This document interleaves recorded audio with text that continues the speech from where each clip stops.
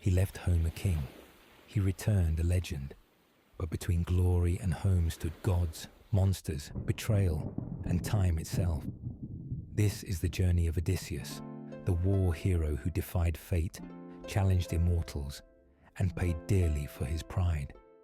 A tale written nearly 3,000 years ago, but still echoing through every story of survival today. This is the Odyssey. Odysseus' story doesn't begin on the seas. It begins in Troy. For 10 years, he fought alongside Greek heroes like Achilles and Agamemnon. But his greatest contribution wasn't in battle. It was in strategy. The Trojan horse, his invention, ended the war. But war changes men, and gods don't forget slights. As he set sail home to Ithaca, the gods of Olympus watched, and one of them, Poseidon, had a score to settle.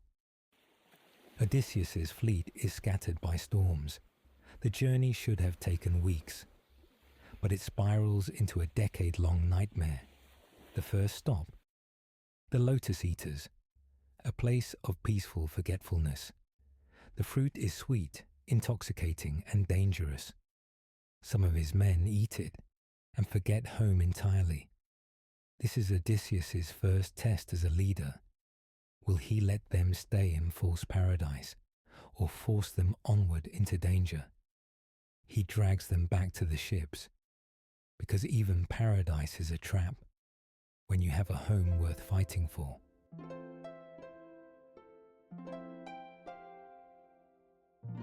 Next, they land on a mysterious island.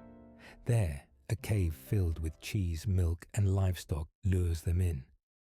But the cave belongs to Polyphemus, a giant cyclops and son of Poseidon. Trapped inside, Odysseus doesn't fight with brute strength. He fights with wit. He tells the cyclops his name is Nobody. Then he blinds the monster in the night. When Polyphemus cries out, the others ask, "Who's hurting you?" And he screams, "Nobody." It's brilliant. But Odysseus can't resist taunting the Cyclops as he escapes, and he reveals his name. Polyphemus prays to Poseidon, "Curse him, let him suffer, let him wander." Poseidon listens. Odysseus had proven he could outsmart a monster, but pride would be harder to defeat. The next stop offers salvation. Aeolus, the god of winds, gifts Odysseus a sealed bag of winds, enough to carry him home. Ithaca is in sight, but as he sleeps, his men, curious, jealous, open the bag, and in a single moment, they are hurled back across the sea. It's a devastating setback, and it teaches Odysseus something he'll forget again and again. Even the cleverest plan can fail if you don't trust your crew. Desperation leads them to the land of the Laestrygonians, cannibalistic giants. They aren't welcomed. Instead, boulders rain down, ships are shattered, men are eaten alive. Odysseus barely escapes with a single ship. The sea isn't just vast, it's alive, and it doesn't care who you are. Shaken and dwindled, they find refuge on the island of Circe, a sorceress who turns men into swine. But Odysseus is warned by Hermes, messenger of the gods, and resists her spell. Circe, intrigued by his defiance, becomes an ally and a lover. He stays for an entire year. Was it enchantment, exhaustion, or simply fear of what waited beyond? Circe reveals the next step. He must descend into the underworld, because only the dead know the way forward. In the realm of shadows, Odysseus meets fallen comrades. Achilles, the great hero, tells him, I'd rather be a servant on earth than a king among the dead. It's a chilling truth. But the ghost he needs is Tiresias, the blind prophet. Tiresias warns him, "Your path home will cost you everything. Beware the sun god's cattle. Trust no one, not even your crew." Odysseus leaves the underworld changed. He has seen what awaits all men, even heroes. Back on the ship, the next trial is sound itself, the song of the sirens. Their voices promise knowledge, love, peace, all illusions.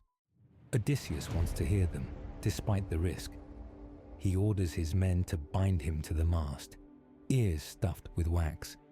He screams, begs, cries to be released, but they row past, and he survives. Next come Scylla and Charybdis, a monstrous cliffside serpent and a deadly whirlpool. Odysseus must choose. He steers towards Scylla, sacrificing 6 men. Not all choices have happy endings. When they reach the island of the sun god Helios, Odysseus warns his men, "Do not touch the cattle." But starvation tempts even loyal men. While Odysseus sleeps, they slaughter the sacred herd. The punishment is swift. Zeus himself sends a storm. The ship is destroyed. All perish, except Odysseus. He drifts for days, clinging to debris, broken in body and spirit. He washes ashore on the island of Calypso, a goddess who offers him immortality, beauty, and rest. For 7 years he remains. Some say she held him captive. Others say he stayed willingly. But inside, Odysseus never gave up. His heart still burned for Ithaca. Eventually, the gods intervene. Hermes commands Calypso to let him go. Even gods, it seems, must bow to destiny. When Odysseus finally reaches Ithaca, it is not the home he remembers. His palace has been overrun with arrogant suitors. His wife Penelope is still faithful, but running out of time, so he does not reveal himself. Instead, he disguises as a beggar, and for the first time in years he observes quietly, thinking, planning, waiting. He passes Penelope's test of the bow. Only Odysseus can string it, and then the truth comes roaring out. He slaughters the suitors.